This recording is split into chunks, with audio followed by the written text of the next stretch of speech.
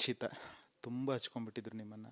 So ಅವ್ರು ನೀವು ಗೇಟಿಂದ ಆಚೆ ಹೋಗೋವರೆಗೂ ಚಂದ್ರಣ್ಣ ಏನಾಯ್ತು ಹೇಳಿ ಏನಾಯ್ತು ತಿರುಗ್ಬಿಟ್ಟು ಮಾತನಾಡಿ ಅಟ್ಲೀಸ್ಟ್ ನಮ್ಮ ಕಡೆ ಮುಖ ತೋರಿಸಿ ಏನು ಅಂತದ್ದು. ನೀವು ಯಾರ ಕಡೆನೂ ತಿರುಗಿ ನೋಡಲ್ಲ. ನಿಮ್ಮ ಹೇಳಿದ್ದು ಒಂದೇ ತಡ ನೀವು ಹೊರಟು ಬಂದುಬಿಡ್ತೀರ. ಸೊ ಅದಾದ ನಂತರ ತುಂಬ ಜನ ಹೇಳ್ತಾರೆ. ಅದರಲ್ಲಿ ಇವರು ರಕ್ಷಿತ್ ಅವರು ತುಂಬ ಮನಸ್ಸಿಗೆ ನೋವು ಮಾಡ್ಕೋತಾರೆ. ಖಂಡಿತ. ಯಾಕೆಂದರೆ ಈಗ ಅಲ್ಲಿರೋರು ಅಷ್ಟು ಜನನು ನನ್ನ ಭಾಳ ಪ್ರೀತಿಯಿಂದ ಚಂದ್ರಣ್ಣ ಚಂದ್ರಣ್ಣ ಅಂತ ಕರೀತಾರೆ. ನಾನು ಎಲ್ಲರೂ ಅಪಿ ಅಪಿ ಅಂತ ಕರೆಸ್ತಾ ಇದ್ದೆ. ಬಟ್ ಅದೇನೋ ಗೊತ್ತಿಲ್ಲ, ರಕ್ಷಿತ್ ಅವರು ನನಗೆ ತುಂಬ ಒಂದು ಮನಸ್ಸಿಗೆ ತುಂಬ ಹತ್ತಿರ ಆದಂಥವ್ರು. ಯಾಕೆಂದರೆ ಭಾಳ ತುಂಬ ಒಂದು ಅಣ್ಣ ತಂಗಿಗಿಂತಲೂ ಒಂದು ಹೆಚ್ಚಿನ ಸಂಬಂಧ. ಅದರಿಂದ ಕೊನೆಗಳಿನಲ್ಲಿ ಬರಬೇಕಾದ್ರೆ ನನ್ನ ಅಟ್ಲೀಸ್ಟು ಮಾತಾಡಿ ಹೋಗಿ ಇನ್ನೂ 5 ನಿಮಿಷ ಇದೆ, ಮಾತಾಡೋಗಿ ಹೋಗ್ಬಿಡಿ ಅಂತ ಹೇಳಿದ್ರು. ಅದೇನೋ ನನಗೆ ಗೊತ್ತಿಲ್ಲ, ಯಾರ ಜೊತೆನೂ ಮಾತಾಡಬೇಕು ಅಂತಲೂ ನನಗೆ ಅನ್ನಿಸ್ಲಿಲ್ಲ. ನಾನು ರಕ್ಷಿತ ಅಷ್ಟೆಲ್ಲ ಕೈ ಇಟ್ಕೊಂಡೆಲ್ಲ ಇದು ಮಾಡಿದ್ರು, ನಾನು ರಕ್ಷಿತನು ನಾನು ಮಾತಾಡಲಿಲ್ಲ. ಸುಮ್ಮನೆ ತಲೆ ಸಾವ್ರ್ಕೊಂಡು ಕೈಯ ಬಿಡಿಸ್ಕೊಂಡು ಹಾಗೆ ಬಂದ್ಬಿಟ್ಟೆ, ಬೇಡ ಅಂತ. ಅಟ್ಲೀಸ್ಟ್ ಎಲ್ಲ ತಿರುಗಿ ನೋಡಿ, ಒಂದ್ಸಲ ನಾನು ತಿರುಗಿ ನೋಡಿ ಅಂತಾರೆ. ನನಗೆ ಹಂಗೆ ತಿರುಗಿ ನೋಡಬೇಕು ಅಂತಲೂ ಅನ್ನಿಸ್ಲಿಲ್ಲ ನನಗೆ.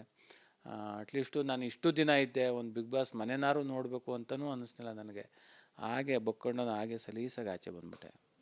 ಸೊ ಇದ್ರ ಜೊತೆಗೆ ನಿಮ್ಮ ಮತ್ತೊಬ್ಬ ತಂಗಿ ಕಾವ್ಯ ಅವರು, ಸೊ ಅವ್ರದ್ದು ಏನಾದರೂ ಪ್ರೇಮಾಂಕುರ ಆಗ್ತಿದೆ ಅಥವಾ ಲವ್ ಆಗ್ತಿದೆ ಅಂತೇಳಂತ ಚರ್ಚೆ ಆಗಿದೆ. ನೀವೇ ಕೂಡ ಖುದ್ದಾಗಿ ನಿಂತು ರಾಖಿ ಬೇರೆ ಕಟ್ಟಿಸಿದ್ರಿ. ಸೊ ಅದು ನಿಜಕ್ಕೂ ಲವ್ವಾ ಅಥವಾ ಏನು? ನೋಡಿ, ಒಂದು ಹುಡುಗ ಹುಡುಗಿ ಮಾತಾಡ್ತಾರೆ ಅಂದ ತಕ್ಷಣವೇ ಅದು ಪ್ರೀತಿ ಪ್ರೇಮ ಅಂತ ನಾವು ಸಮಾಜಕ್ಕೆ ಹೇಳ್ಬಿಟ್ರೆ ನಮ್ಮದೇ ತಪ್ಪಾಗ್ಬಿಡ್ತದೆ. ಯಾಕೆಂದರೆ ಒಂದು ಒಳ್ಳೆ ಫ್ರೆಂಡ್ ಆಗಿರ್ಬೋದು, ಒಬ್ಬರು ಅಣ್ಣ ತಂಗಿ ಆಗ್ಬೋದು. ಯಾಕೆಂದರೆ ಇನ್ನೊಬ್ಬರ ಬಗ್ಗೆ ನಾವು ಆ ಥರ ತಪ್ಪು ಸಂದೇಶ ನೀಡೋದು ತಪ್ಪಾಗ್ಬಿಡ್ತದೆ. ಒಂದು ಒಳ್ಳೆ ಗೆಳೆತನ ಅಷ್ಟೇ. ಅದ್ರ ಬಗ್ಗೆ ಯಾಕೆಂದರೆ ನನ್ನ ಪ್ರೀತಿಯಿಂದ ನಾನು ತಂಗಿ ಅಂತಲೇ ಕರಿತಾಯಿತ್ತು. ಹೆಸ್ರು ಹಿಡ್ದು ಎಲ್ಲೂ ನಾನು ಮಾತಾಡ್ಸಿಲ್ಲ. ತಂಗಿ ಕಾವ್ಯ ಅಂತಲೇ ಮಾತಾಡ್ಸುವೆ, ಅಣ್ಣ ಅಂತ ಮಾತಾಡ್ಸೋರು. ನಾನು ಗಿಲ್ಲಿ ಕಾವ್ಯ ಆಗ್ಬೋದು. ನಾವು ತುಂಬ ಹೆಂಗಿದ್ದು ಅಂದರೆ ಒಂದು ತರಲೆ ತಮಾಷೆ ತುಂಟಾಟ ಇವೆಲ್ಲ ಜಾಸ್ತಿ ಮಾತಾಡ್ಕೊಂಡು ಆರಾಮಾಗಿ ಮನೆಯಲ್ಲಿದ್ದೋ. ಯಾರಿಂದ ಯಾರಿಗೂ ಮನ್ಸಿಗೆ ಬೇಜಾರಾಗ್ತಿರ್ಲಿಲ್ಲ. ಗಿಲ್ಲಿ ಏನೋ ರೇಗಿಸಿದ್ರೆ, ಅಣ್ಣ ರೇಗಿಸ್ತಾವನೆ ನೋಡು ಅಂತ ಅನ್ನೋರು. ನಾನು ಗಿಲ್ಲಿಗೆ ಅಕ್ಲಾ ನನ್ನ ತಂಗಿನ ರೇಗಿಸಿ ಹಂಗೆ ಅಂದ್ಕೊಂಡು. ಅಂದರೆ ನಮ್ದು ಹೆಂಗಿತ್ತು ಅಂದರೆ ಒಂಥರ ತುಂಬ ಚೆನ್ನಾಗಿತ್ತು. ಇಲ್ಲಿ ತನಕನೂ ನಮ್ಮಿಂದ ಯಾರಿಗೂ ಬೇಜಾರಿಲ್ಲ. ನಮ್ಮ 3 ಜನದಲ್ಲಿ ಮನಸ್ತಾಪ ಬೇಜಾರು ಅನ್ನೋದೇ ಇಲ್ವೇ ಇಲ್ಲ. ಇಬ್ಬರು 3 ಜನ ತುಂಬ ಚೆನ್ನಾಗಿದ್ದು.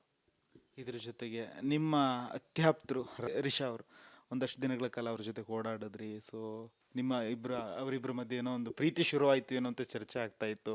ಇಲ್ಲ ಒಂದು ಕಡೆ ಈ ಬಗ್ಗೆ ಸುದೀಪ್ ಸರ್ ಫೈನಲ್ ಆಗಿ ಒಂದು ಎಚ್ಚರಿಕೆಯನ್ನು ಕೂಡ ಕೊಟ್ಟಿದ್ರು. ಅಂದರೆ ಒಳಗಡೆ ಯಾವ ರೀತಿ ನಡ್ಕೋತಿದ್ರು ನೋಡಿ ಅನ್ನುವಂಥ ಭೇಟಿ ತೋರಿಸಿ. ಇದೆಲ್ಲ ನೋಡಿದಾಗೆ ಮೇಡಮ್ ಏನೋ ಅನ್ಲಿಲ್ವಾ ನಿಮಗೆ ಹೊರಗೆ ಬಂದಮೇಲೆ? ಇಲ್ಲ, ಯಾಕೆಂದರೆ ರಿಷಾ ಅವರು ಒಂದು 5-6 ಸಿನಿಮಾದಲ್ಲಿ ಬಹು ಮುಖ್ಯ ನಾಯಕಿ ಪಾತ್ರ ಮಾಡಿರೋ ಅಂಥವ್ರು. ಆಮೇಲೆ ನಮ್ಮ ಮೈಸೂರಿನವ್ರು ಅವರು. ಆಮೇಲೆ ನನಗೂ ಮೈಸೂರಿನ ಸಂಪರ್ಕ ತುಂಬ ಅತಿ ಹೆಚ್ಚು. ನಾನು ಬೆಳೆದಿರೋದೇ ಮೈಸೂರಿನಲ್ಲಿ ಆಗಿರೋದ್ರಿಂದ ಮೈಸೂರು ಅಂದ ತಕ್ಷಣ ನಮ್ಮ ಗೆಳೆತನ ಒಂದು ಸ್ವಲ್ಪ ಸ್ಟ್ರಾಂಗ್ ಆಯಿತು. ತುಂಬ ಖುಷಿ ಆಯಿತು. ನನ್ನ ಅವ್ರು ಗೌರವಿಸೋದು, ಅವ್ರನ್ನ ನಾನು ಗೌರವಿಸೋದು. ಅದರಲ್ಲಿ ಒಂದು ಗೆಳೆತನದಲ್ಲಿ ಒಂದಷ್ಟು ದಿನ ಇದ್ದು ವಿನಃ ಒಂದು ಒಳ್ಳೆ ಫ್ರೆಂಡ್ ನನಗೆ ರಿಷಾ ಅವರು ನಿಜವಾಗ್ಲೂ. ಅದರಿಂದ ಬೇರೆ ಏನೂ ಇಲ್ಲ. ನಾವು ನೋಡಿ, ನಾವಿಬ್ಬರಲ್ಲಿ ಯಾವತ್ತೂ ಒಂದು ಕೋಪ ತಾಪ ಅನ್ನೋದೇ ಇಲ್ವೇ ಇಲ್ಲ. ಇರುವಷ್ಟು ದಿನ ಒಂದು ಒಳ್ಳೆ ಗೆಳೆತನದಲ್ಲಾಗಿದ್ದು ನಾವು. ಬಿಗ್ ಬಾಸ್ ಸೀಸನ್ 12 ಇನ್ನೇನು ಮುಗಿಯೋದ್ರೊಳಗಡೆ ಸಿಕ್ಕಾಬಟ್ಟೆ ಮಾರ್ಕೆಟಲ್ಲಿ ಒಂದು ಚರ್ಚೆ ಶುರುವಾಗಿದೆ. ನುಗ್ಗೆಕಾಯಿಗೆ ಬಲ್ಲು ಡಿಮ್ಯಾಂಡ್ ಆಗಿಬಿಟ್ಟಿದೆ. ಏನು ಸರ್ ಇದು ನುಗ್ಗೆಕಾಯಿ ರಹಸ್ಯ? ಸರ್, ಆ ಥರದ್ದು ಏನೂ ಇಲ್ಲ ಸರ್. ಜಲ ಯಾಕೋ ನುಗ್ಗೆಕಾಯಿ ಹೇಳ್ತಾ ಇಲ್ಕತ್ತಾರೆ. ಈಗ ಹಳ್ಳಿ ಅಂದ ತಕ್ಷಣ ಸರ್ವೇ ಸಾಮಾನ್ಯ ಪ್ರತಿಯೊಬ್ಬರು ಅತಿ ಹೆಚ್ಚು ಮನೆ ಅಂದ ತಕ್ಷಣ ಒಂದು ಕರ್ಬೇವಿನ ಗಿಡ ಇರುತ್ತೆ, ಒಂದು ನುಗ್ಗೆಕಾಯಿ ಮರ ಇರುತ್ತೆ. ಸರ್, ನಾನು ಕೂಡ ರೈತ ಕುಟುಂಬದವನೇ. ಸೊ ನಾವು ಯಾರಾದರೂ ನಮ್ಮ ಪ್ರೀತಿ ಪಾತ್ರರು ಸಿಟಿಲಿದ್ದಾರೆ ಅಥವಾ ಒಂದಷ್ಟು ದಿನಗಳ ಕಾಲ ಮನೆ ಬಿಟ್ಟು ಹೋಗಿದ್ದಾರೆ ಅಂತ ಹೇಳಿದ್ರೆ ಅವ್ರಿಗೇನೋ ಸಿಹಿ ತಿಂಡಿನೋ ಅಥವಾ ಮತ್ತಿನ್ನೇನೋ ರೊಟ್ಟಿನೋ ಅಥವಾ ಆ ಭಾಗದ ಏನೋ ಅವರಿಗೆ ಇಷ್ಟವಾದಂಥ ಊಟ ಕೊಡ್ತೀವಿ. ಅದು ಯಾವುದನ್ನು ಬಿಟ್ಟು ಮೇಡಮ್ ಕಟ್ಟಿದ್ದಂತ ಹೇಳಿದ್ರೆ ಒಂದಿಷ್ಟು ಮೊಳಕೆ ಕಾಳು, ಅದ್ರ ಜೊತೆಗೆ ನುಗ್ಗೆಕಾಯಿ, ಏನಿದ್ರದ್ದು ಹಿನ್ನೆಲೆ? ಇಲ್ಲ, ಅದನ್ನೇ ಹೇಳ್ತಾ ಇದ್ದೀನಿ ನಿಮಗೆ. ಈಗ ಸರ್ವೇ ಸಾಮಾನ್ಯ ಹಳ್ಳಿ ಅಂದ ತಕ್ಷಣ ನಾವು ನಮ್ಮ ಮನೆಯಲ್ಲಿ ಸತ್ಯ ಒಂದು ಯಾವುದು ನುಗ್ಗೆಕಾಯಿ ಗಿಡನೂ ನೆಟ್ಟಿದ್ದೋ, ಕರಿಬೇವಿನ ಗಿಡನೂ ನೆಟ್ಟಿದ್ದೋ. ನಾನು ಅವಾಗಿಂದನೂ ಅಷ್ಟೇ. ನಮ್ಮ ತಾಯಿ ಏನು ಅಂದರೆ, ಏನೋ ಒಂದು ಸೊಪ್ಪು ಮಾಡ್ಬೇಕಂದ್ರೆ ನುಗ್ಗೆ ಸೊಪ್ಪು ಹಾಕ್ಬಿಟ್ಟು ಖಾರ ಹರಿದ್ಬಿಟ್ಟು ಒಳ್ಳೆ ಉಪ್ಪೆಸರು ಮಾಡೋರು, ನುಗ್ಗೆಕಾಯಿ ಸಾಂಬಾರು ಮಾಡೋರು. ಈ ಥರದ್ದು ಅಭ್ಯಾಸ ಆಗಿರೋದ್ರಿಂದ ನಾನು ಚಿಕ್ಕೂರಿಂದನೂ ನನಗೆ ನುಗ್ಗೆಕಾಯಿ ಸಾರು, ನುಗ್ಗೆಕಾಯಿ ಪಲ್ಯ ಅಂದರೆ ನನಗೆ ತುಂಬ ಇಷ್ಟ. ಅದರಿಂದ ನಾನು ಮದುವೆ ಆದಮೇಲೆ ನನ್ನ ಹೆಂಡತಿ ಏನಾರು ಇದ್ದಾಗ ಅತಿ ಹೆಚ್ಚು ನಾನು ನುಗ್ಗೆಕಾಯಿ ಸಾಂಬಾರು ಮಾಡಿಕೊಡ್ತಾಯಿದ್ರು. ಅಷ್ಟೇ, ಅದು ಬಿಟ್ಟರೆ ಬೇರೆ ಏನೂ ಇಲ್ಲ. ಅಲ್ಲ, ಸುದೀಪ್ ಸರ್ ಕೂಡ ಕೇಳಿದ್ರಿ ಏನಿದು ನುಗ್ಗೆಕಾಯಿ ಇದು? ಅದನ್ನೇ, ಇಷ್ಟೇ, ಅದು ಬಿಟ್ಟರೆ ಏನಿಲ್ಲ. ಚಿಕ್ಕದ್ರಿಂದನೂ ನಾನು ನುಗ್ಗೆಕಾಯಿ ಸಾರು, ನುಗ್ಗೆಕಾಯಿ ಪಲ್ಯ, ನುಗ್ಗೆಕಾಯಿ ಇತ್ತಿಗೆ ಮೊಟ್ಟೆ ಗಿಟ್ಟೆ ಹುರ್ಕೊಂಡು ತಿನ್ನೋದು, ಈ ಥರದ್ದು ಇದ್ದದ್ರಿಂದ ನನ್ನ ಗಂಡಂಗೆ ಇದಿಷ್ಟ ಅಂದ್ಬಿಟ್ಟು ಅವ್ರು ಮಾಡಿ ಕಳಿಸಿದ್ರು ಅಷ್ಟೇ. ಈಗ ಆಯಿತು ಸರ್, ನೀವು ಕೋಚಿಂಗ್ ಯಾವಾಗ ಶುರು ಮಾಡ್ತೀರಾ? ಯಾವ ಕೋಚಿಂಗು ಸರ್? ನಿಮಗೆ ಗೊತ್ತಿಲ್ಲ ಸರ್? ನೀವು ಹೇಳಿದ್ರಲ್ಲ ಕೋಚಿಂಗ್ ಶುರು ಮಾಡ್ತೀನಿ. ಯಾವುದು ಏನೋ ನೀವು ತುಂಬ ಮೆಡಿಟೇಷನ್ ಎಲ್ಲ ಮಾಡ್ತೀರಂತೆ, ಬೇರೆಯವ್ರಿಗೆ ಹೇಳ್ಕೊಡ್ತೀರಂತೆ. ಸೊ ನೀವು ಎಲ್ಲರಿಗೂ ಬಿಗ್ ಬಾಸ್ ಮನೇಲಿ ಯಾರಿಗೆ ಹೇಳಿದ್ರಿ ನೆನಪಿದೆಯಾ? ನಾನು ಮೆಡಿಟೇಷನ್ ಎಲ್ಲ ತುಂಬ ಮಾಡಿದ್ದೀನಿ, ಅಂದರೆ ಕಂಟ್ರೋಲ್ ಮಾಡ್ಕೊಳ್ಳಿಕ್ಕೆ ನನ್ನನ್ನು ನಾನು ಏನೋ ಅಂಥದ್ದು. ಯಾವುದು ಅಂತ ಗೊತ್ತಾಗ್ತಾ ಇಲ್ವಲ್ಲ, ಯಾವ್ದು ನುಗ್ಗೆಕಾಯ್ದ ಏನು ಈ ಥರ ಇದೆಯಾ? ನಂಗೆ ಸತ್ಯವಾಗ್ಲೂ ಗೊತ್ತಿಲ್ಲ. ಯಾವುದು ಅಂತ ನೀವು ಹೇಳಿದ್ರೆ ನಾನು ಹೇಳಬಲ್ಲೆ. ರಿಷಾ ಅವ್ರಿಗೆ ಹೇಳ್ತೀರ ಮೆಡಿಟೇಷನ್ನು ಅಂದರೆ ಕೋಪ ಕಂಟ್ರೋಲ್ ಮಾಡ್ಕೊಳಕ್ಕೆ ನಾನು ಮೆಡಿಟೇಷನ್ ಮಾಡ್ತೀನಿ, ನಿನಗೂ ಹೇಳ್ಕೊಡ್ಬೇಕಾ? ಓ ಹೌದಾ? ಅಂದರೆ ಅತಿ ಹೆಚ್ಚು ಕೋಪ ಅಂತಲ್ಲ, ಒಂಚೂರು ವಾಲ್ಯೂಮ್ ಜಾಸ್ತಿ ಮಾಡಿ ಮಾತಾಡ್ತಾ ಇರೋರು ಸಹ ನನ್ನ ಜೊತೆ ಎಲ್ಲ ಎಲ್ಲರ ಜೊತೆನೂ. ನಾನು ಅದಕ್ಕೇನೆ ನೋಡಿ ಅದ ಗಮನಿಸಿದ್ದೀರಿ ತುಂಬ. ನೋಡಮ್ಮ ಮೆಡಿಟೇಷನ್ ಮಾಡೋದು ಕಲ್ತ್ಕೊಂಡು ನಾನು ರಘುವಣ್ಣವ್ರ ಹತ್ರ ಹೇಳ್ಸ್ಕೊತೀನಿ ಅಂದರು. ಅವ್ರ ಹತ್ರ ಬಿಡೋದು ನಾನೇ ಹೇಳ್ಕೊಡ್ತೀನಿ ಮೆಡಿಟೇಷನ್ ಮಾಡೋದಾ. ಒಂಚೂರು ಕೋಪ ಕಡಿಮೆ ಮಾಡ್ಕೊ, ಅದು ಬಿಟ್ಟರೆ ನೀನು ಎಲ್ಲರ ಜೊತೆ ಭಾಳ ಪ್ರೀತಿ ವಿಶ್ವಾಸದಿಂದ ಇರ್ತೀಯ. ಆಮೇಲೆ ರಿಸರ್ವ್ ನನ್ನ ಒಂದು ದೊಡ್ಡ ಗುಣ ಏನು ಇಷ್ಟ ಆಗ್ತದೆ ಅಂದರೆ, ಯಾರ ಜನ ಒಬ್ರ ಜೊತೆ ಇವತ್ತು ಜಗಳ ಆಡಿದ್ರೆ ನಾಳೆ ಅವ್ರ ಜೊತೆ ಆ ಹುಡುಗಿನೇ ಹೋಗಿ ಮಾತಾಡ್ತಿದ್ದೆ. ಅದೊಂದು ದೊಡ್ಡ ಗುಣ ನಿಜವಾಗ್ಲೂ. ಅದು ನನಗೆ ಇಷ್ಟ ಆಯಿತು. ಈಗ ಒಂದು ಅವಕಾಶ ಕೊಟ್ಟಿದ್ರೆ ಚಂದ್ರಪ್ರಭಾ ಅವ್ರಿಗೆ ಬಿಗ್ ಬಾಸ್, ಸೊ ಮನೆಯಿಂದ ಆಚೆ ಬರ್ಬೇಕಾದ್ರೆ ನಿಮ್ಮ ರೈಟ್ ಹ್ಯಾಂಡಲ್ಲಿ ಇನ್ನೊಂದು ಹ್ಯಾಂಡನ್ನು ಎಳ್ಕೊಂಬರ್ಬೇಕು ಅಂದಿದ್ರೆ ಯಾರನ್ನ ಕರ್ಕೊಂಬರ್ತಿದ್ರು ಮನೆಯಿಂದ ಹೊರಗಡೆ? ಸತ್ಯವಾಗ್ಲೂ ನಾನು ಆ ಥರದ ಕೆಲಸ ಮಾಡೋದಿಲ್ಲ ಸರ್. ಆಯಿತು, ಕರ್ಕೊಂಬರ್ಲೇಬೇಕು ಅಂತೇಳಿ ಟಾಸ್ಕ್ ಇದ್ದಿದ್ರೆ ನಾನು 100% ನಾನು ಕರ್ಕೊಬತ್ತಿರ್ನಿಲ್ಲ. ಯಾಕಂದರೆ ಅವ್ರು ಹೇಳಿದ ತಕ್ಷಣ ನನ್ನ ಮನಸ್ಸು ಒಪ್ಪಬೇಕಲ್ಲ. ನನ್ನ ಮನ್ಸಿಗೆ ಒಪ್ತಿರೋದನ್ನ ನಾನು ಯಾವ್ದ್ಯಾರನ್ನ ಇಲ್ಲಿ ತನಕ ಮಾಡೋದಿಲ್ಲ. ಯಾಕೆಂದರೆ ನನಗಿಷ್ಟ ಇಲ್ಲ ಅಂತ ನಾನು ಹೋಗ್ತಾಯಿದ್ದೀನಿ. ಅವರೆಲ್ಲ ಇಷ್ಟ ಅಂತ ಅಲ್ಲಿ ಆಡ್ತಾರವರು. ಎಷ್ಟೋ ಕನಸುಗಳ್ನ ಕಟ್ಕೊಂಡು ಬಂದಿರ್ತಾರೆ. ಅವ್ರನ್ನ ಆಸೆನ ಯಾಕೆ ನುಚ್ಚು ಮಾಡಬೇಕು? ಅವ್ರು ಆಡಲಿ ಚೆನ್ನಾಗಿ. ಅವ್ರು ಯಾವಾಗ ಆಚೆ ಬರಬೇಕು ಅನ್ಸುತ್ತೆ ಅವಾಗ ಆಚೆ ಬರಲಿ. ನನಗಿಷ್ಟ ಇಲ್ಲ, ನಾನು ಸ್ವಇಚ್ಛೆಯಿಂದ ನಾನು ಆಚೆ ಬಂದೆ ಅಷ್ಟೇ. ರಕ್ಷಿತ್ ಅವ್ರು ಹೇಳ್ತಾ ಇದ್ರು, ಮೊನ್ನೆ ಕೂತ್ಬಿಟ್ಟು ಹೇಳ್ತಾ ಇದ್ರು, ಸೊ ನಾನು ಯಾರ ಜೊತೆಗೆ ತುಂಬ ಕ್ಲೋಸ್ ಆಗಕ್ಕೆ ಶುರು ಆಗ್ತೀನೋ ಅವ್ರು ನೆಕ್ಸ್ಟ್ ವಾರ ಹೊರಗೆ ಹೋಗ್ಬಿಡ್ತಾರೆ ಅನ್ನುವಂಥದ್ದು. ಮಲ್ಲಮ್ಮ ಆಯ್ತು, ಈಗ ಚಂದ್ರಪ್ರಭಾ ಆಯಿತು, ನೆಕ್ಸ್ಟ್ ಯಾರು ಏನು ಅಂತ. ಅದಕ್ಕೆ ಗಿಲ್ಲಿ ಹೇಳ್ತಾ ಇದ್ದ ಅಶ್ವಿನಿ ಅವ್ರ ಜೊತೆ ಕ್ಲೋಸ್ ಆಗು. ನೋಡಿ ಅದೆಲ್ಲ ಸುಮ್ಮನೆ ತಮಾಷೆಗೆ ಅಷ್ಟೇ. ಯಾಕೆಂದ್ರೆ ಹಂಗಾರೆ ಯಾರ ಜೊತೆ ಇರ್ತೀನಿ ಅವ್ರು ಆಚೆಗೆ ಬರ್ತಾರೆ, ಹಂಗಾರೆ ಯಾರ ಜೊತೆ ಇದ್ದರೆ ಅಲ್ಲಿ ವಿನ್ ಆಗ್ತೀವಿ ಅಂತ ಅರ್ಥ ಅಲ್ವೇ? ಅದೆಲ್ಲ ಸುಮ್ಮನೆ ಅಷ್ಟೇ. ಯಾಕೆಂದರೆ ಆ ಥರದ್ದು ಏನೋ ನನಗೆ ನಂಬಿಕೆ ಇಲ್ಲ ಅಷ್ಟೇ. ಅದೊಂದು ತುಂಬ ನಮಗೆ ಯಾರು ನಮ್ಮ ಮನಸ್ಸಿಗೆ ಕನೆಕ್ಟ್ ಆಗ್ತಾರೆ ಅವ್ರ ಜೊತೆ ನಾವು ಜಾಸ್ತಿ ದಿನ ಇರೋಕ್ಕೆ ಇಷ್ಟಪಡ್ತೀವಿ ಅಷ್ಟೇ. ಆ ಥರ ತುಂಬ ರಕ್ಷಿತ ಆಗ್ಬೋದು, ಗಿಲ್ಲಿ ಆಗ್ಬೋದು, ಕಾವ್ಯ ಆಗ್ಬೋದು, ತುಂಬ ಅಂದರೆ ತುಂಬ ಹತ್ರ ಆಗ್ತಾರೆ ಅವ್ರು 3 ಜನನೂ. ಮೊದಲು ಅಥವಾ ಎರಡನೇ ವಾರದಲ್ಲಿ ಒಂದಿಷ್ಟು ತುಂಬ ಸೌಂಡ್ ಮಾಡಿಬಿಟ್ರಿ. ಯಾಕಂದರೆ ನಿಮ್ಮ ಜೊತೆ ಒಂದು ಒಂದು ಕ್ಯಾಂಡಿಡೇಟ್ ಇತ್ತು, ಅದು ಯಾರು ಅಂತ ಹೇಳಿದ್ರೆ ಸತೀಶ್ ಅವರು. ಸೊ ಮೇಕಪ್ ವಿಚಾರದಲ್ಲಿ ಆಗಿರ್ಬೋದು ಅಥವಾ ನಿಮ್ಮ ಒಂಟಿ ಜಂಟಿ ವಿಚಾರದಲ್ಲಿ ಆಗಿರ್ಬೋದು ಸಿಕ್ಕಾಪಟ್ಟೆ ಸೌಂಡ್ ಆಯಿತು, ನಿಮ್ಗೆ ಅವ್ರಿಗೂ ಜಗಳ ಆಯಿತು. ಅದಾದಮೇಲೆ ಇಲ್ಲ ನಾವು ಪ್ರೀ ಪ್ಲ್ಯಾನ್ ಮಾಡ್ಕೊಂಡಿದ್ದು ಅದು ಗೇಮು ಅನ್ನುವಂಥದ್ದಾಯಿತು. ಸೊ ನಿಜಕ್ಕೂ ಅವರು ಸತೀಶ್ ಅವರು ಮುಖವಾಡ ಅಟ್ಕೊಂಡು ಆಟ ಆಡ್ತಿದ್ರು ಅಥವಾ ಇರೋದೇ ಹಾಗೆ ನಾವೇ? ನನಗೆ ಸತೀಶ್ ಅಣ್ಣವ್ರ ಬಗ್ಗೆ ಮಾತಾಡೋಕ್ಕೆ ನನಗೆ ಇಷ್ಟನೇ ಇಲ್ಲ ಸರ್. ಯಾಕೆ ಅಂದರೆ ಬೇಡ ಅಂತ ಮಾತಾಡೋದು ಬೇಡ ಅಂತ. ಯಾಕೆಂದರೆ ಅವರೇ ಅಂತಲ್ಲ, ನಾವು ಟೋಟಲ್ 18 ಜನ ಅಲ್ಲಿಗೆ ಬಿಗ್ ಬಾಸ್ ಮನೆಗೆ ಹೋಗಿದ್ದೀವಿ ಅಂತ ಅಂದರೆ ನಿಜವಾಗ್ಲೂ ನಾವು ಎಲ್ಲನೂ ಮರೆತು ನಾವು ಆಟ ಆಡೋದ್ರ ಕಡೆ ಮಾತ್ರ ಗಮನ ಇರಬೇಕು, ಬೇರೆದ್ರ ಕಡೆ ಗಮನ ಇರಬಾರ್ದು. ಈಗ ಉದಾಹರಣೆ ಬಟ್ಟೆ ಹಾಕ್ಬೋದು, ಮೇಕಪ್ ಹಾಕ್ಬೋದು, ಇನ್ನೊಂದು ಸಿಂಗಾರ ಬಂಗಾರ, ಯಾವುದೋ ಒಂದು ಪರ್ಫ್ಯೂಮ್ ಹೊಟ್ಕೊಳ್ಳೋದು, ಇನ್ನು ಬಿಟ್ಟು ಆಟ ಆಡಬೇಕು ಅಂತ ಅನಿಸ್ತದೆ. ಅಂದರೆ ಅದು ಬೇಡ ಅಂತ ನಾನು ಹೇಳ್ತಿಲ್ಲ, ಬೇಕು. ಆದರೆ ಅದಕ್ಕಿಂತ ಹೆಚ್ಚಾಗಿ ಏನು ಬೇಕು ಅಂದರೆ ಚೆನ್ನಾಗಿ ಆಡಬೇಕು ಅನ್ನೋದ್ರ ಕಡೆ ಗಮನ ಇರಬೇಕು. ಈಗ ಹಂಗಾಗೋದಾದರೆ ಲಾಸ್ಟ್ ಬ್ಯಾಚು ಇವರು ಬರೀ ಪಂಚೆ ಹಾಕೊಂಡೇ ಆಡಿದ್ರು. ಈ ಬ್ಯಾಚು ನಮ್ಗೆ ಇಲ್ಲಿ ಬರೀ ಬನೀನು ಹಾಕೊಂಡೇ ಆಡ್ತಾನೆ ಅಲ್ವೇ? ಬಟ್ಟೆ ಉಡುಗೆ ತೊಡುಗೆ ಇಂಪಾರ್ಟೆಂಟ್. ಅಲ್ಲಿ ಬಂದಿದ್ದೀವಿ, ಯಾರಿಗೂ ಸಿಗಬಾರ್ದಂಥ ಅವಕಾಶ ಸಿಕ್ಕೈತೆ. ನಾವು ಇದೇ ಬಟ್ಟೆ ಬಗ್ಗೆ ಕೆಲವರೆಲ್ಲ ಕಮೆಂಟ್ ಮಾಡ್ತಾರಲ್ಲ, ಸುಮ್ಮನೆ ಇದೆಲ್ಲ game, so sympathy card maintain ಮಾಡ್ತಿದ್ದಾರೆ ಬನಿಯನ್ ಹಾಕೊಂಡ್ಬಿಟ್ಟು ಏನು? ಅದು ನನಗೆ ಗೊತ್ತಿಲ್ಲ ಸರ್. ಅದನ್ನ ಗಿಲ್ಲಿ ಬಂದಾಗಲೇ ಕೇಳ್ಬೇಕು ನೀವು ಸಿಂಪತಿ ಅಂತ. ಅಂದರೆ ನೋಡಿ ಸರ್, ನಾವು ಏನು ಹಾಕೊಂಡ್ರು ನಮ್ಮ ಬಗ್ಗೆ 100 ಜನ 100 ಥರ ಮಾತಾಡ್ತಾರೆ. ಈಗ ನಿಮ್ಮ ಬಗ್ಗೆ 100 ಜನ 100 ಥರ ಮಾತಾಡ್ತಾರೆ. ಬರೀ ಒಳ್ಳೆಯದಾಗೇನೆ ಸತ್ಯವಾಗ್ಲೂ ಮಾತಾಡೋದಿಲ್ಲ. ಆ 100 ಜನಕ್ಕೂ ಉತ್ತರ ಕೊಡಬೇಕು ಅಂತ ಏನಿಲ್ಲ. ಅವರು ಮಾಮೂಲಿ ಅವ್ರ ಕೆಲಸ ಅವ್ರಿಗೆ, ನಮ್ಮ ಕೆಲಸ ನಮಗೆ ಅಷ್ಟೇ. ಯಾವುದಕ್ಕೂ ಕಿವಿ ಕೊಡಬಾರ್ದು. ನಮ್ಮ ಕೆಲಸ ಏನೈತೆ ಅದು ಮಾಡ್ಕೊಂಡು ಹೋಗ್ತಾ ಇರ್ಬೇಕು ಅಷ್ಟೇ. ಇದ್ರ ಜೊತೆಗೆ ಈಗ ನಿಮ್ಮ ವಾಟ್ ನೆಕ್ಸ್ಟ್, ಚಂದ್ರಪ್ರಭಾ ಅವರ ಮುಂದಿನ ನಡೆ ಏನು? ನನಗೆ ಸಿನಿಮಾ ಬಿಟ್ಟರೆ ಬೇರೆ ಏನೂ ಗೊತ್ತಿಲ್ಲ ಸರ್. ಯಾಕೆಂದರೆ ನಾವು ಇಲ್ಲಿ ತನಕ ಏನೇ ಮಾಡ್ಕೊಂಡು ಬಂದಿದ್ರು ಫೈನಲಿ ಒಂದು ಸಿನಿಮಾ ಮಾಡಬೇಕು, ಒಂದು ಒಳ್ಳೆ ಪಾತ್ರ ಮಾಡಬೇಕು ಅಂತ ಅಷ್ಟೇ. ಆಮೇಲೆ ಅತಿ ಹೆಚ್ಚು ಹಿರಿಯ ಕಲಾವಿದರುಗಳ ಜೊತೆ ಮಾಡಬೇಕು ಅನ್ನೋದು ಒಂದು ದೊಡ್ಡ ಕನಸು. ಸುದೀಪ್ ಸರ್ ಆಗ್ಬೋದು, ದರ್ಶನ್ ಸರ್ ಆಗ್ಬೋದು, ಶಿವಣ್ಣ ಸರ್ ಆಗ್ಬೋದು, ಧ್ವನಿ ವಿಜಯ್ ಸರ್ ಆಗ್ಬೋದು, ಎಲ್ಲರ ಜೊತೆ ಮಾಡಬೇಕು ಅಂತ ದೊಡ್ಡ ಇನ್ನೂ ಹಿರಿಯ ಕಲಾವಿದ್ರ ಜೊತೆ ಮಾಡಬೇಕು ಒಂದು ಆಸೆ. ಏನು ದೊಡ್ಡ ಪಾತ್ರನೋ ಸಣ್ಣ ಪಾತ್ರನೋ ಯಾವುದೋ ಒಂದು ಪಾತ್ರ ಸಿಕ್ಕರೂ ಸಾಕು, ನಮ್ಮ ಜೀವನದಲ್ಲೂ ಏನೋ ಒಂದು ಸಾರ್ಥಕತೆ ಆಗ್ತದೆ. ಅದಷ್ಟೇ ನನ್ನ ಗುರಿ ಸರ್, ಬೇರೆ ಏನೂ ಇಲ್ಲ. ಸೊ ಇದ್ರ ಜೊತೆಗೆ ಯಾರಾದರೂ ನಿಮ್ಮ ಜೀವನದಲ್ಲಿ ರೋಲ್ ಮಾಡೆಲ್ಲು ಈ ನಟ, ಸೊ ಇವ್ರು ಯಾಕಂದರೆ ಎಲ್ಲೋ ಒಂದು ಮೂಲೆ ಹಳ್ಳಿಯಲ್ಲಿ ಇದ್ದಂಥ ಚಂದ್ರಪ್ರಭಾ ಇವತ್ತು ಇಡೀ ರಾಜ್ಯ ಜನ ಗುರುತಿಸುವಂಥ ಒಂದು ಒಳ್ಳೆ ಕಲಾವಿದರಾಗಿದ್ದಾರೆ. ಸೊ ನಿಮ್ಮ ಬದುಕಿನ ರೋಲ್ ಮಾಡೆಲ್ ಯಾರು, ಯಾವ ನಟ? ಅಂದರೆ ನಟರಲ್ಲ ಸರ್, ಇಲ್ಲ ಸರ್, ನಮಗೆ ಅತಿ ಹೆಚ್ಚು ನಾವು ಜಾಸ್ತಿ ಯಾರು ನೋಡಿದ್ರೆ ಡಾಕ್ಟರ್ ರಾಜ್ಕುಮಾರ್ ಸರ್ದೇ ಸರ್ ಜಾಸ್ತಿ ನೋಡಿರೋದು.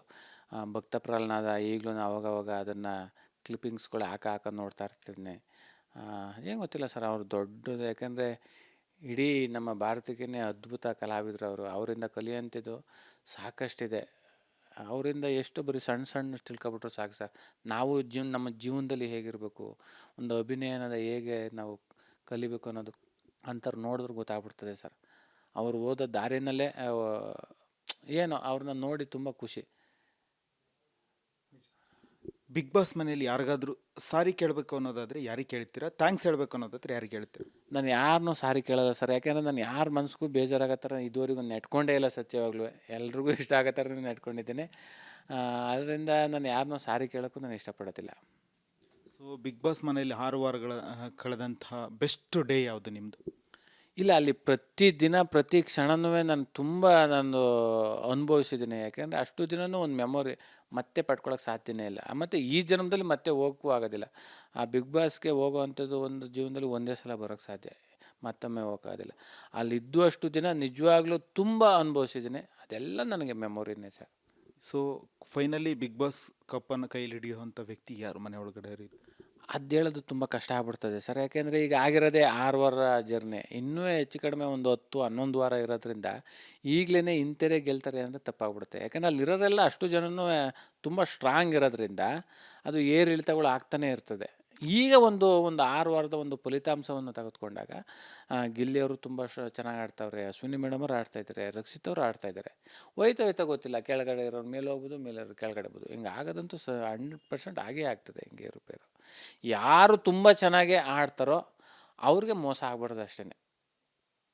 ಇರುವಂಥ 16 ಜನದಲ್ಲಿ ಯಾರು ತುಂಬ ಚೆನ್ನಾಗಿ ಆಡಿ ಇಡೀ ಕರ್ನಾಟಕ ಜನತೆಗೆ ಮನಸ್ಸಲ್ಲಿ ಉಳಿತಾರೋ ಅವ್ರಿಗೆ ಮೋಸ ಆಗಬಾರ್ದು, ಅವ್ರು ಗೆಲ್ಲಬೇಕು. ಸೊ ಫೈನಲಿ ಆಡಿಯನ್ಸ್ಗೆ ಒಂದು ಕುತೂಹಲ ಇದೆ. ಮನೆ ಒಳಗಡೆ ಅಂತೂ ನಮ್ಮನ್ನು ಒಂದಷ್ಟು ರಂಜಿಸಿದ್ರು, ಅದಾದ ನಂತರ ಮೌನಕ್ಕೆ ಹೋಗ್ಬಿಟ್ರು ಚಂದ್ರಣ್ಣ. ಅದೇನೋ ಮನಸ್ಸಿಗೆ ನೋವು ಉಂಟಾಗಿ. ಇಲ್ಲಾದರೂ ಒಂದು ಡೈಲಾಗ್ ಅಥವಾ ಒಂದು ಹಾಡು ಹೇಳ್ಬೋದಾ? ಹೇಳ್ತೀನಿ ಸರ್. ನಾನು ಈ ಫೀಲ್ಡ್ಗೆ 2006ರಲ್ಲಿ ಬಂದೆ. ಇಷ್ಟು ಸಿನಿಮಾ, ಹಲವಾರು ಸಿನಿಮಾ ಆಗ್ಬೋದು, ಸೀರಿಯಲ್ ಆಗ್ಬೋದು, ಹಲವಾರು ಸ್ಟೇಜ್ ಶೋ ಎಲ್ಲ ಮಾಡಿದ್ವಿ. ಬಟ್ ಇಷ್ಟರಲ್ಲಿ ಎಲ್ಲೋ ನನಗೆ ತುಂಬ ಫಸ್ಟ್ ಟೈಮ್ ಸ್ಟೇಜ್ ಮೇಕೆ ಅಂತ ಹತ್ತಿ ಮುಖಕ್ಕೆ ಬಣ್ಣ ಹಚ್ಕೊಂಡು ಹೇಳ್ದಂಥದ್ದು ಒಂದೇ ಒಂದು ನನಗೆ ನೆನಪೈತೆ, ಅದು ಹೇಳ್ತೀನಿ. ಭೂಪತಿಯ ಕೇಳೆನ್ನೆಯ ನಮ್ಮಯ ರಾಜ್ಯದಳ್ ಪ್ರಜೆಗಳೆಲ್ಲರೂ ಸೌಖ್ಯದಿಂದ ಬಾಳುವರೇ, ಒಡೆಯ ಕೇಳ್ಪೇಳುವೆ ನುಡಿಯ ಪರಿಯ ಪೇಳುವೆ, ಆ ನುಡಿಯ ಪರಿಯ ಪೇಳುವೆ, ಸುತ್ತಮುತ್ತ ರಾಜರೆಲ್ಲ ಕಪ್ಪ ಕಾಣಿಕೆ ತಂದು ಒಡೆಯ ಕೇಳ್ಪೇಳುವೆ, ನುಡಿಯ ಪರಿಯ ಪೇಳುವೆ. ಇದು ಫಸ್ಟ್ ಟೈಮು ನನಗೆ ನಾನು ಆಡ್ದಂಥ ಒಂದು ಕಂದ ಪದ್ಯ, ಪೌರಾಣಿಕ ನಾಟಕದ್ದು. ಸೊ ಫೈನಲಿ ಈಗ ಆಡಿಯನ್ಸಿಗೆ ಏನು ಹೇಳ್ತಾರೆ? ನಿಮ್ಮನ್ನು ತುಂಬ ಮಿಸ್ ಮಾಡ್ಕೊಂಡಿದ್ದಾರೆ. ನಿಜವಾಗ್ಲೂ ತುಂಬ ಖುಷಿ ಆಗ್ತದೆ ಸರ್. ಯಾಕೆಂದರೆ ಇಲ್ಲಿ ಗಂಟ ಮಜಾ ಬರ್ತಾ ಆಗ್ಬೋದು, ಗಿಚ್ಚಿಗಿಲಿ ಆಗ್ಬೋದು, ಬಿಗ್ ಬಾಸ್ ಆಗ್ಬೋದು, ಇಲ್ಲಿ ಗಂಟ ಗೊತ್ತೋ ಗೊತ್ತಿಲ್ದೋ ಏನೋ ತಪ್ಪಾದಾಗ ನನ್ನ ಕ್ಷಮಿಸಿ ಒಂದು ಪ್ರೀತಿ, ಆಶೀರ್ವಾದ, ಚಪ್ಪಾಳೆ ಕೊಟ್ಟಂತಹ ನನ್ನ ಕರ್ನಾಟಕ ಜನತೆಗೆ ತುಂಬ ಹೃದಯದ ಧನ್ಯವಾದಗಳನ್ನ ಹೇಳ್ತೀನಿ. ಎಷ್ಟು ಕ್ಲಾರಿಟಿ, ಯಾಕಂದರೆ ಬಿಗ್ ಬಾಸ್ ಮನೇಲಿ ನೀವು ಕ್ಲಾರಿಟಿ ಕೊಟ್ಟು ಅನುಭವ ಆಗಿದೆ. ಸೊ ಒಂದಷ್ಟು ಇತ್ತೀಚಿನ ದಿನಗಳಲ್ಲಿ ಅವಕಾಶಗಳು ಸಿಗ್ತಾ ಇಲ್ಲ ಚಂದ್ರಪ್ರಭಾ ಅವ್ರಿಗೆ, ಹಾಗಾಗಿ ಗಾರೆ ಕೆಲಸಕ್ಕೆ ಹೋಗ್ತಾ ಇದ್ದಾರೆ ಅನ್ನುವಂಥದ್ದು ಒಂದು. ಮಾತಾಡೋದೇ ಬಿಡಿ ಸರ್, ಕೆಲವೊಂದು ವಿಚಾರದ ಬಗ್ಗೆ ಮಾತಾಡೋದೇ ಬೇಡ ಅಂತ ಅನ್ನಿಸ್ತೈತೆ ನನಗೆ. ಸರ್ ಅಂತ ನಿರ್ಧಾರ ಇಲ್ಲ, ಬೇಡ ಅಂತ ಸರ್, ಕೆಲವ್ರ ಬಗ್ಗೆ ಬೇಡವೇ ಬೇಡ ಮಾತಾಡೋದು ಅಂತ. ಓಕೆ, ಫೈನಲಿ ಈಗ ಮತ್ತೇನಾದರೂ ಬಿಗ್ ಬಾಸ್ ಮನೆಗೆ ಕರೆದ್ರೆ ಹೋಗ್ತೀರಾ ವಾಪಸ್? ಇಲ್ಲ ಸರ್, ಸಾಕು ಸರ್. ಇಷ್ಟು ದಿನ ಇದ್ದೆ, ತುಂಬ ಖುಷಿ ಐತೆ. ಇನ್ನು ಮಾಡುವಂಥ ಕೆಲಸಗಳು ತುಂಬ ಇದೆ, ಅದ್ರ ಕಡೆ ಗಮನ ಕೊಡೋಣ. ನಿಮ್ಮ ಫೇವ್ರೇಟ್ ಮಲ್ಲಮ್ಮನ ಬಗ್ಗೆನೇ ಏನು ಹೇಳಲೇ ಇಲ್ಲ ನೀವು? ಇಲ್ಲ, ಅವರು ನಾವು ಯಾವತ್ತೂ ಸ್ಪರ್ಧಿ ಅಂತ ಅಂದ್ಕೊಳ್ಳಲ್ಲ ಸರ್. ಯಾಕೆಂದರೆ ಆ ವಯಸ್ಸಿನಲ್ಲಿ ಬಂದಿದ್ದಾರೆ ಬಿಗ್ ಬಾಸ್ ಮನೆಗೆ ಅಂದರೆ ಅದೇ ಒಂದು ದೊಡ್ಡ ಸಾಧನೆ ಸರ್. ನಿಜವಾಗ್ಲೂ ಆ ವಯಸ್ಸಿನಲ್ಲಿ ಯಾರು, ಈಗ ನಾವು ಆ ವಯಸ್ಸಿನಲ್ಲಿ ಒಂದು ಗೇಮ್ನು ಆಡೋಕ್ಕಾಯ್ತದೋ ಇಲ್ವೋ ಗೊತ್ತಿಲ್ಲ. ಅವರು ನೀರೊಳಗೆ ಬಿದ್ದು ಅದೊಂದು ಕೀ ತಗೊಬರೋದಾಗ್ಬೋದು, ಆಮೇಲೆ ಹಲವಾರು ಗೇಮಲ್ಲಿ ತುಂಬ ಸ್ಟ್ರಾಂಗ್ ಇದ್ದರು. ಆ ವಯಸ್ಸಿನಲ್ಲೇ ಆಡಿದ್ದಾರೆ, ಆ ವಯಸ್ಸಿನಲ್ಲಿ ಬಂದಿದ್ದಾರೆ ಅಂದರೆ ಅದೇ ಒಂದು ದೊಡ್ಡ ಸಾಧನೆ. ಆ ಮನೆ ಒಳಗೆ ನಿಜವಾಗ್ಲೂ ಎಲ್ರಿಗೂ ಒಂದು ತಾಯಿಯ ಒಂದು ಸ್ವರೂಪವಾಗಿದ್ದರು. ನಿಜವಾಗ್ಲೂ ತುಂಬ ಖುಷಿ ಆಗ್ತದೆ. ಅವ್ರಿಗೆ ದೇವರು ಇನ್ನೂ ಒಳ್ಳೆಯ ಆರೋಗ್ಯ ಆಯಿಸ್ಕೊಡ್ಲಿ, ಅವ್ರಿಗೆ ಒಳ್ಳೇದು ಮಾಡಲಿ ಅಂತ ಕೇಳ್ಕೊತೀನಿ. ಓಕೆ ಸರ್, ಫೈನಲಿ ಒಳ್ಳೆಯದಾಗಲಿ, ನಿಮಗೆ ಮತ್ತಷ್ಟು ಅವಕಾಶಗಳು ಬರಲಿ.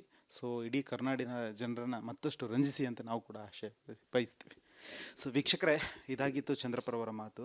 ಸೊ ಸಾಕಷ್ಟು ನೊಂದಿದ್ದಾರೆ. ಸೊ ಒಂದೊಳ್ಳೆ ಅವಕಾಶ ಸಿಕ್ಕಿತ್ತು, ನನಗೆ ಎಷ್ಟು ಸಾಧ್ಯನೋ ಅಷ್ಟು ಆಡಿದ್ದೀನಿ, ಜನರ ಮನಸ್ಸನ್ನು ಗೆದ್ದಿದ್ದೀನಿ ಅಂತೇಳಿ ಭಾವಿಸ್ತೀನಿ ಅಂತ ಹೇಳಿದ್ದಾರೆ. ಇದ್ರ ಜೊತೆಗೆ ಮುಂದೆ ಕೂಡ ಸಿನಿಮಾದಲ್ಲಿ ಒಳ್ಳೆ ಅವಕಾಶಗಳು ಸಿಗ್ತಾ ಇದೆ.